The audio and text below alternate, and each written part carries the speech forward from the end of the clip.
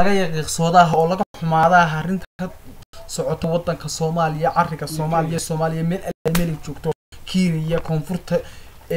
arliga meel ay ka joogtaan Soomaaliya waa arrin laga yaqiiqsoodo shiiqoodiyo mutacallinkoodiiba in maanta gumaad laga dhigo laguna tilmaamo isla Soomaaliya in laynaso ma laynaso Soomaali wala shabaab baan lahayn wala isirkalaan lahayn wala iyagaan isleen gacan baa inay ku jirta kale waayo gacanta sababta bay isweydiin waa dalka Mareykanka iyo reer galbeed iyo Yuhuud cid aan iyagan looma aanenayo waxaan leenahay 12 sheekh oo Rabadaan laba sano laheedin inta ee bisha Rabadaan oo caaw ah 15 waxa dhintay 15 sheekh oo culimo